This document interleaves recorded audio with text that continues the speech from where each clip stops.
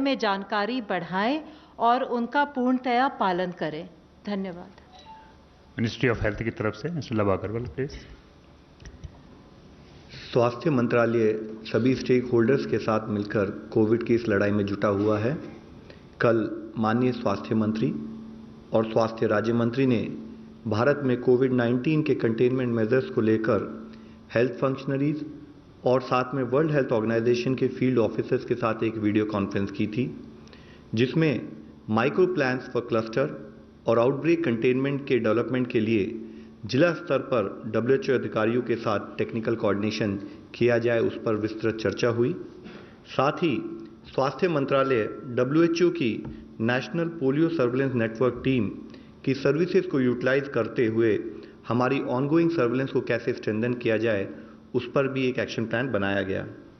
माननीय स्वास्थ्य मंत्री ने कन्फेडरेशन ऑफ इंडियन इंडस्ट्री द्वारा ऑर्गेनाइज्ड इंटरेक्शन में इंडियन इंडस्ट्री लीडर्स के साथ भी बातचीत की, जहां उन्होंने PM केयर्स फंड में योगदान देने के लिए इंडियन इंडस्ट्री को धन्यवाद दिया। साथ ही माननीय मंत्री जी ने उन्हें एश्योरेंस दिया कि सरकार उनके सामने आने वाली कठिनाइयों से अवगत है और इकोनॉमी के रिवाइवल के लिए किए जा रहे मेजर्स के द्वारा उनके कंसर्न्स को एड्रेस भी किया। इसके अलावा उन्हें कोविड के समय में हेल्थ केयर में मेक इन इंडिया के अवसरों का बेस्ट यूज़ करने के लिए एनकरेज किया, ताकि देश critical health care equipment provision में ज़्यादा रेजिलिएंट और आत्मनिर्भर हो सके।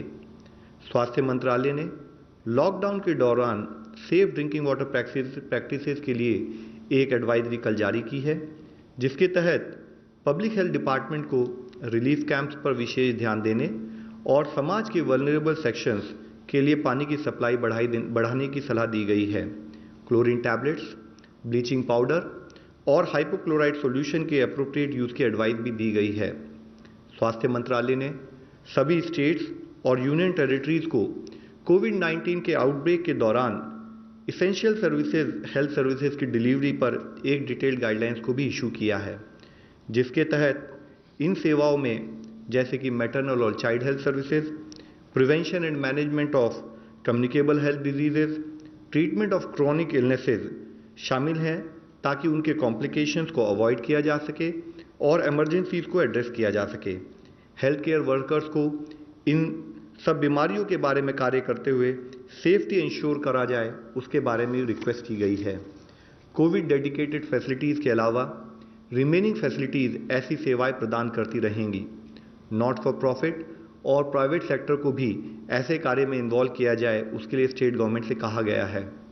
ओवर क्राउडिंग को रोकने के लिए टेली हेल्थ सर्विसेज को प्रमोट करना चाहिए। साथ ही लॉकडाउन या रेस्ट्रिक्शंस के पीरियड के दौरान इम्यूनाइजेशन और एंटीनेटल केयर जैसी सेवाओं को रीऑर्गेनाइज किया जाना चाहिए और इस तरह की सेवाओं को कोई एक दिन फिक्स करके प्रोवाइड किया जाए। ये सर्विसेज देते समय भी फिजिकल डिस्टेंसिंग और रिक्वायर्ड इन्फेक्शन प्रिवेंशन प्रोटोकॉल को फॉलो करना चाहिए। Pregnant women, children with malnutrition, TB, leprosy, HIV, viral hepatitis, pulmonary diseases या डायलिसिस जैसी जितनी भी सेवाएं हैं, उनको हमारे सब हेल्थ सेंटर और हेल्थ एंड वेलनेस सेंटर के प्राइमरी हेल्थ केयर टीम उनको मॉनिटर करें और उनके द्वारा हम ये सर्विसेज प्रोवाइड करें, उसके लिए आदेश जारी किए गए हैं। साथ ही बल्क ड्रग्स की अवेलेबिलिटी और प्रोडक्शन को बढ़ाने के लिए मिनिस्ट्री ऑफ एनवायरनमेंट ने एक एनवायरनमेंट इम्पैक्ट असेसमेंट नोटिफिकेशन में अमेंडमेंट किया है, जिसके तहत जो भी प्रोजेक्ट या एक्टिविटीज़ बल्क ड्रग और इंटरमीडिएट से रिलेटेड हैं, उनका रिकैटेगराइजेशन करते हुए कैटेगरी ए से कैटेगरी B2 में डाला गया है, जिसके तहत उनका अप्रेजल नेशनल लेवल पर लाए बिना स्टेट लेवल पर त्वरित गति से किया जा सकता है। इसके द्वारा भारत सरकार जो चाहती है कि इम्पॉर्टेंट मेडिसिन और ड्रग्स की अवेलेबिलिटी बढ़े, और यह अमेंडमेंट 30 सितंबर से जिन्होंने भी कोई भी प्रपोजल दिया है उस पर लागू होगा। आज स्टेट रेगुलेटरी बॉडीज इस कैटेगरी के तहत 100 से अधिक प्रपोजल की समीक्षा कर रही है, जो डिसीजन मेकिंग के डिफरेंट लेवल पर है। अब तक टोटल 1489 पीपल हैव रिकवर्ड, और अगर हम देखें तो एक दिन के अंदर 183 लोग रिकवर हुए हैं। भारत में कन्फर्म केसेस की संख्या में टोटल 941 नंबर्स का इंक्रीज नोट किया गया है, और टोटल पॉजिटिव केसेस 12,380 12,380 हैं। अब तक टोटल रिपोर्टेड डेथ्स 414 हैं, जिसमें से 37 deaths have been reported in last 1 day. मैं आप लोगों की दृष्टि में लाना चाहूँगा, हमारी इस लड़ाई में, हमारे इस एफर्ट्स में अभी तक भी फील्ड लेवल पर किए हुए एक्शन के तहत 325 ऐसे जिले हैं जहां पर कोई भी केस नहीं आया है। हमारी केस फैटेलिटी रेट अगर 3.3% है तो हमारी percentage of people who have recovered so far is around 12.02%। साथ ही फील्ड लेवल पर जो कुछ ऐसे जिले जहां पर इससे पहले केसेस आए थे लेकिन फील्ड एक्शन के द्वारा उनको कंट्रोल और उनके कंटेनमेंट से संबंधित जो काम हुआ है, उसके तहत माही इन पुडुचेरी एक वह जिला है जहां पर पिछले 28 दिनों से कोई फर्दर पॉजिटिव केस नहीं आया है। इसके साथ ही 27 ऐसे जिले हैं उन 17 राज्यों में जहां पर पिछले 14 दिनों से कोई पॉजिटिव केस नहीं आया है, जिसमें है कि पटना बिहार से, नादिया वेस्ट बंगाल से, प्रतापगढ़ राजस्थान से, गिर सोमनाथ पोरबंदर गुजरात से, भद्राद्री कोथागुडम तेलंगाना से, साउथ गोवा गोवा से, उत्तराखंड से Pauri Garhwal, Pilibhit in UP, Rajouri in Jammu Kashmir, west Imphal in Manipur, Bilaspur, Durg, Rajnandgaon Raipur में, छत्तीसगढ़ में, पुडुचेरी में जैसे मैं बता चुका हूँ माहे, ऐजवाल वेस्ट जो है मिजोरम में, देवनगिरी, कोडगु, तुमकुर, उडुपी और बेल्लारी कर्नाटका में, वायनाड कोट्टयम केरला में, SBS नगर पंजाब में, हरियाणा में पानीपत और मध्य प्रदेश में शिवपुरी। मैं आप सबसे यही रिक्वेस्ट करना चाहूँगा कि फील्ड लेवल पर जो कंटेनमेंट का ये प्लान ऑफ एक्शन इम्प्लीमेंट हो रहा है, उसके रिजल्ट हमें दिखने लगे हैं। लॉकडाउन, सोशल डिस्टेंसिंग और कंटेनमेंट मेजर्स के इस कंबाइंड एफर्ट से अगर हम लोग इसी तरीके से इस सतत प्रयास में लगे रहेंगे तो हमें सफलता जरूर मिलेगी। धन्यवाद। ICMR representative please. आज तक हमने 2,90,401 लोगों की टेस्ट की है। उनमें से 30,043 यानी 30,043 इनकी टेस्ट कल हुई। उसमें 26,331 जो थे वो ICMR नेटवर्क के जो 176 लैब्स है उनमें हुआ है। 3,712 ये प्राइवेट लैब्स में हुआ है, जिनकी संख्या अभी 78 है, और उनके कलेक्शन सेंटर्स ये 16,000 सिटीज़ के अंदर पाए जाते हैं देश भर में। ये जो कैपेसिटी का बार बार इशू आता है, अभी आपने देखा कि 26,331 वो नेटवर्क में से हुए हैं। हम अगर 9 घंटा काम करते हैं, जैसे एक शिफ्ट में करते हैं, तो हमारी अभी जो लैब की कैपेसिटी है वो 42,418 है, और अगर हम उसको बढ़ा के 2 शिफ्ट में कर दें तो 78,227 लोगों की टेस्ट हम हर दिन कर सकते हैं। दूसरी बात जो बार बार पूछ रहे थे सब, रैपिड टेस्ट किट्स आए क्या? 2 किस्म के रैपिड टेस्ट किट्स आज आ चुके हैं। एक लिवजॉन करके कंपनी का है, एक वॉन्फ्लो करके कंपनी का है। ये जो टेस्ट किट्स हैं इनकी संख्या लिवजॉन की 2 लाख और वॉन्फ्लो की 3 लाख है। इन दोनों किट में थोड़ा सा फ़र्क है। फ़र्क यह है कि लिवजॉन का जो किट है, लिवजॉन का किट और वॉन्फ्लो के किट में IgG और IgM 2 अलग बैंड्स आते हैं क्या? एक इसमें दोनों बैंड एक साथ होते हैं, जिसके बारे में हम थोड़ी चर्चा करके देखें। इन दोनों किट्स की सेंसिटिविटी 80% से ज़्यादा है और स्पेसिफिसिटी भी तकरीबन 84% से ऊपर ही है। तो जिस ढंग से इनका जो क्लेम है कि ये टेस्ट अच्छे हैं, शायद उसका पहला इस्तेमाल होगा और हमको खुद को भी उसके बारे में फील्ड कंडीशंस में का पता चल जाएगा। अब जब इन चीज़ों की हम बात करते हैं तो 2 चीज़ें समझना ज़रूरी है। ये सीरोलॉजिक किट्स हैं। अब जब हम सीरोलॉजिक किट्स बोलते हैं, जो एंटीबॉडी देखने के किट्स जिसको हम अभी रैपिड किट करके ज़्यादा जानते हैं, वो किट्स के बारे में हमको थोड़ा समझना पड़ेगा। मेरे शरीर में अगर विषाणु गया तो मुझे क्या दिखेगा? सबसे पहले मेरे नेज़ल स्वैब या ओरल फेरिंजियल स्वैब, जहाँ से स्वैब जो हम लेते हैं, उसमें विषाणु नज़र आएगा।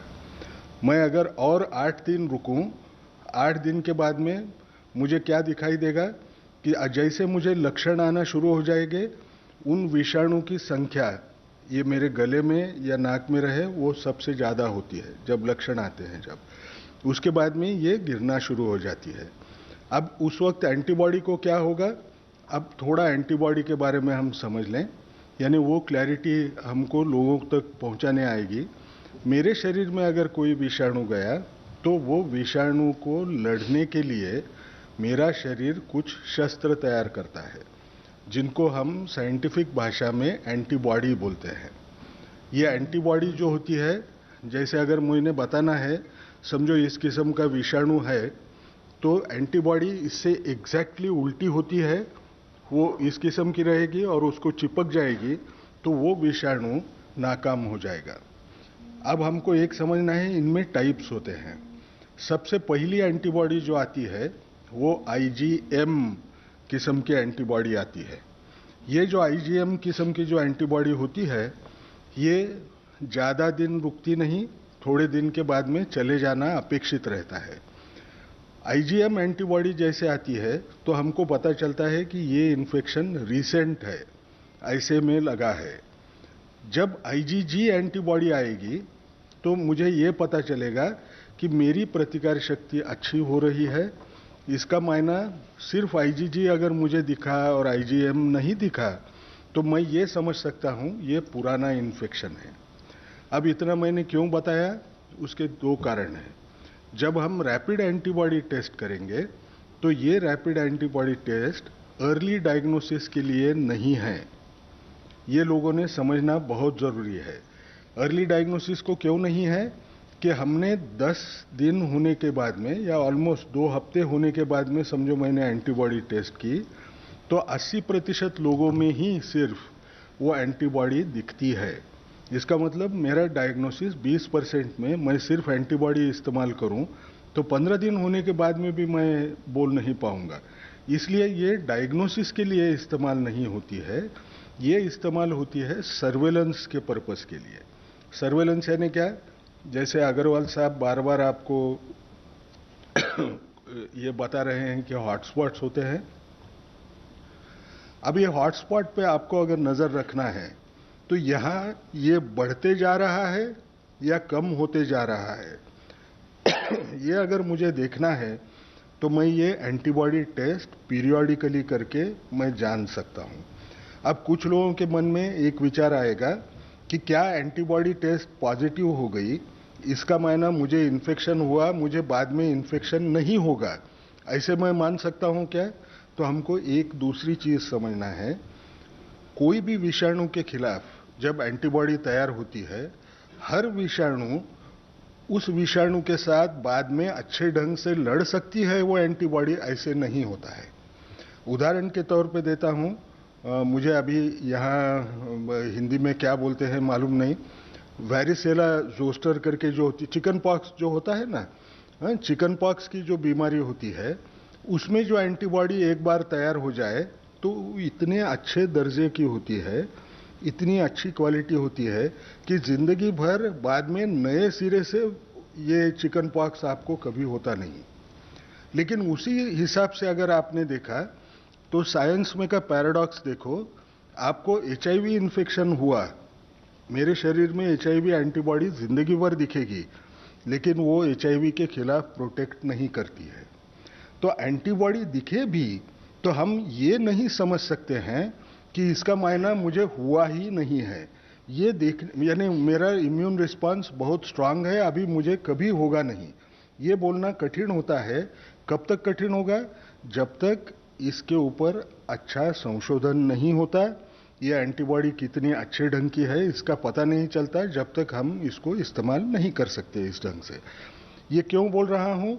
हमने सर्वेलेंस पर्पस के लिए इस्तेमाल करना है, ट्रेंड देखने के लिए इस्तेमाल करना है, लेकिन इसको हम अर्ली डायग्नोसिस के हिसाब से हमने कभी इस्तेमाल करना नहीं चाहिए।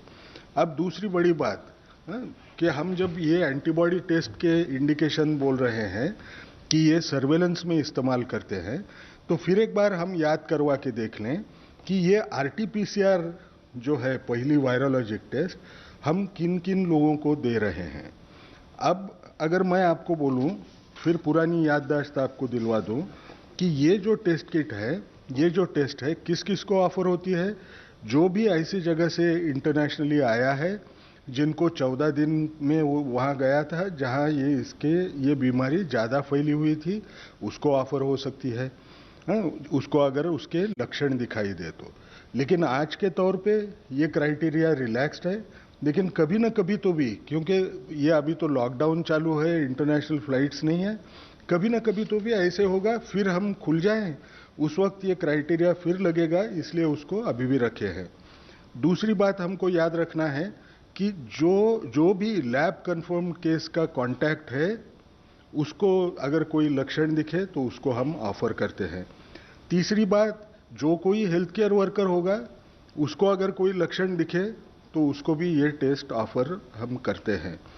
चौथी बात, जब हम हॉटस्पॉट में रहने वाले लोगों को देखें, उनमें अगर आपको सारे जगह पे अगर हमने लोग देखे तो जहां भी हमको सारी की केस दिखती है सीवियर एक्यूट रेस्पिरेटरी इन्फेक्शन की, जो एक लक्षण हो सकता है, एक सिंड्रोम के वैसा एक कॉम्प्लेक्स होगा कि जिसमें ये कोविड-19 के केसेस होंगे, तो हम सारी के हर रुग्ण को, हर मरीज को हम ये टेस्ट ऑफर करते हैं। इसमें भी कोई कमी किसी किस्म की नहीं है। और आखिरी बात, जो भी एसिम्टोमेटिक है, हाई रिस्क केसेस हैं, उनके जो कॉन्टैक्ट्स हैं, उनको हम 5वें दिन के बाद में या 14 दिन के बाद में हम ये टेस्ट भी ऑफर करते हैं। और सबसे बड़ी बात, ये जो नए हॉटस्पॉट करके क्लस्टर खुल रहे हैं, ये क्लस्टर के अंदर हॉटस्पॉट की लिस्ट शायद सर ने आपको दी होगी, वो लिस्ट में जो भी जिले हैं, उन जिलों में जिस किसी को इन्फ्लुएंजा लाइक इलनेस हो, यानी बुखार, खांसी और जुकाम, ऐसे कोई इलनेस अगर होगा तो उसको भी ये टेस्ट ऑफर की जाएगी। अब ये मैं क्यों बोल रहा हूँ, सबको बार बार ऐसे लगता है कि शायद हम कम लोगों को टेस्ट ऑफर कर रहे होंगे। इनको छोड़ के और कोई क्राइटेरिया और जगह पे इस्तेमाल नहीं होता है कि जिसको हम कम, यानी हमारे यहाँ नहीं है, बाहर कहीं कर रहे हैं, ऐसा कोई क्राइटेरिया नहीं है। एक चीज़ हमने एक करने की कोशिश की कि ये पूलिंग करके, सैंपल को पूल करके क्या हम लोग टेस्ट कर पाएंगे। तो हमने देखा कि RT-PCR ना, यानी जो मॉलिक्यूलर टेस्ट है, वो मॉलिक्यूलर टेस्ट का इस्तेमाल करके हम पूलिंग कर सकते हैं। पूल्ड इसलिए कर सकते हैं क्योंकि उसकी कीमत कम हो जाएगी, नतीजा वही मिलेगा। ये कहाँ कर सकते हैं? जहाँ जहाँ जो डिस्ट्रिक्ट्स में इन्फेक्शन नहीं है, उस जगह पे आया है क्या, ये अगर देखना है तो जिन जिलों में 2% से कम सीरो पॉजिटिविटी रेट है, वहाँ 5 सैंपल का पूलिंग करके हम टेस्ट कर सकते हैं। अगर वो पूल पॉजिटिव पाया गया तो हम ये पांचों के पांचों अगर टेस्ट करें तो हमको उसमें इकोनॉमिक बेनिफिट भी हम रख सकेंगे। सारे लोगों की टेस्ट करने की हमको ज़रूरत भी नहीं आएगी। इसका मायना क्या हुआ कि आज जो हम टेस्ट कर रहे हैं उसके क्राइटेरिया भी बाहर जैसे हैं वैसे हैं। आज हमारा जो नेटवर्क है वो पूरा के पूरा नेटवर्क पूरे देश भर फैला हुआ है। सिर्फ इंतज़ार किस बात का है, हमारी जो कैपेसिटी है वो कैपेसिटी में जितने लोग चाहिए उतने लोगों का अगर मुझे टेस्ट करना है तो लोगों ने घर, जिनको लक्षण होंगे, जो लोगों का कांटेक्ट आया होगा, वो लोगों ने अपनी टेस्ट करने के लिए आगे आना है। पहले ही मैं बता चुका हूँ कि 3-4 दिन पहले हमारे पास 6 हफ्ते टेस्ट करने के उतना स्टॉक था। आज हम ये बोल सकते हैं कि जैसे मैंने कल बताया, आज तकरीबन 8 हफ्ते तक हमको चिंता करने की ज़रूरत नहीं है। हम लोगों की टेस्ट कर सकते हैं। सिर्फ रैपिड टेस्ट जो है ये डायग्नोसिस के लिए नहीं है, क्योंकि ये टेस्ट अब आई तो सब लोग लिखना शुरू करेंगे। लोग सोचेंगे मैं रैपिड टेस्ट करवा लेता हूँ, वो उसके लिए नहीं है, डायग्नोसिस के लिए नहीं है, ये एपिडेमियोलॉजिक पर्पजेस के लिए है। Thank you. I think in detail you have elaborated on the infrastructure support system, Mr. Rajiv Jain. I'll give you a brief overview of the commendable work done by some of the infra ministries to aid in the fight against COVID-19. You are aware that Ministry of Civil Aviation core group was formed with important stakeholders for undertaking Lifeline Udan initiatives to transport essential medical cargo to remote parts of the country to support India's war against COVID-19. A hub and spoke Lifeline services were started from 26th March 2020. Air India, Alliance Air, Indian Air Force and private carriers, they're operating flights to deliver essential items including medical supplies with special focus on the Northeast region, island territories and the hill states. Air India and Indian Air Force collaborated primarily for J&K, Ladakh, Northeast and other island regions. Helicopter services including Pawan Hans Limited have been operating in J&K, Ladakh and Northeast region, transporting critical medical cargo and patients. So far, 247 flights have been operated under Lifeline Udan by Air India, Alliance Air, Indian Air Force and private carriers. 154 of these flights have been operated by Air India and Alliance Air. Cargo transported till date is more than 418 tons. Aerial distance covered by Lifeline Udan flights till date is more than 2.45 lakh kilometers. An air bridge has been established with China with effect from 4th April 2020 for transportation of pharmaceuticals, medical equipment and COVID-19 relief material. Within South Asia, Air India transported medical supplies to Colombo. Air India operated first flight under Krishi Udan program between Mumbai and London on 13th April 2020, carrying 29 tons of fruits and vegetables to London and returned with 15.6 tons of general cargo material. I'll give you a brief overview of Indian Railways now. Reaching out to those in need, over 16 lakh free meals have been served by Railways till 15th April 2020. From 24th March 2020 to 14th April 2020, more than 8 lakh wagons carried supplies to keep the supply chain functional. Of these, more than 5.15 lakh wagons carried essential commodities like food grains, salt, sugar. जिस तरीके से यहाँ सरकार की तरफ से क्या कदम उठाए जा रहे हैं उसका यहाँ पर जानकारी उसकी देते हुए लोग नजर आए। टेस्ट का पैमाना बाकी देशों की तरह ही यहाँ पर है और जल्द से जल्द ज़्यादा से ज़्यादा टेस्ट हो सके और इलाज हो सके उसकी कोशिश भी सरकार की तरफ से है। हमारी इस लड़ाई में, हमारे इस एफर्ट्स में अभी तक भी फील्ड लेवल पर किए हुए एक्शन के तहत 325 ऐसे जिले हैं जहां पर कोई भी केस नहीं आया है। हमारी केस फैटेलिटी रेट अगर 3.3% है तो हमारी percentage of people who have recovered so far is around 12.02%। साथ ही फील्ड लेवल पर जो कुछ ऐसे जिले जहां पर इससे पहले केसेस आए थे लेकिन फील्ड एक्शन के द्वारा उनको कंट्रोल और उनके कंटेनमेंट से संबंधित जो काम हुआ है उसके तहत माही इन पुडुचेरी एक वह जिला है जहां पर पिछले 28 दिनों से कोई फर्दर पॉजिटिव केस नहीं आया है। इसके साथ ही 27 ऐसे जिले हैं उन 17 राज्यों